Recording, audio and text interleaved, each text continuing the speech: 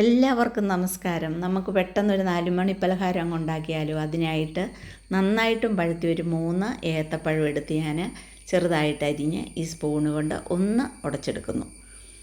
ഇനി ഇതിലേക്ക് ഒരു കുറച്ച് ശർക്കര പൊടി ആണ് ചേർത്ത് കൊടുക്കുന്നത്. ഇത് കല്ലൊന്നുമില്ലാത്ത ശർക്കരയാണ്, അതുകൊണ്ടാണ് ഇത് ഞാൻ പൊടി ചേർക്കുന്നത്. ഇനി ഒരു 4 ഏലക്ക പൊടിച്ച പൊടിയും ഒരു നുള്ള ഉപ്പും കൂടെ ഇട്ട് കൊടുക്കുന്നു.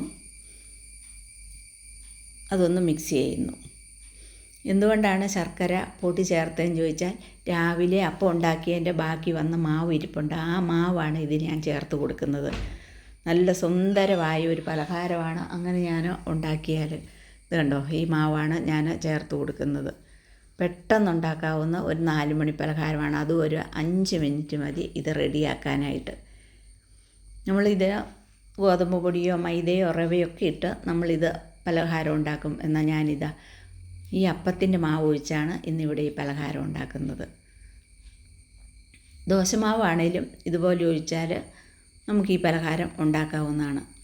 എല്ലാം ഒന്ന് മിക്സ് ചെയ്തു. ഇതിലേക്ക് ഞാൻ കുറച്ച് അണ്ടിപ്പരിപ്പ്, ഒരു കുറച്ച് മുന്തിരിങ്ങ, അതൊക്കെ ഓരോരുത്തരുടെ ഇഷ്ടം അനുസരിച്ച് ചേർത്ത് കൊടുക്കാവുന്നതാണ്. എല്ലാം കൂടി ഒന്ന് മിക്സ് ചെയ്യുന്നു. ഈ സമയത്ത് ഞാൻ കുറച്ച് വെള്ളം അപ്പം ചെമ്പിൽ വെച്ചിട്ടുണ്ട്. അതൊന്ന് തിളച്ച് വന്ന സമയത്ത് ഇതാ ഒരു പാത്രത്തിൽ ഒഴിച്ച് മാവ് ഒഴിച്ച് വെക്കുന്നു. ഇനി ഒരു 5 മിനിറ്റ് മൂടി വെച്ച് ഒന്ന് വേവിച്ച് എടുക്കാം. 5 മിനിറ്റ് കഴിഞ്ഞപ്പോൾ ഒന്ന് തുറന്ന് നോക്കാം വെന്തോന്ന്.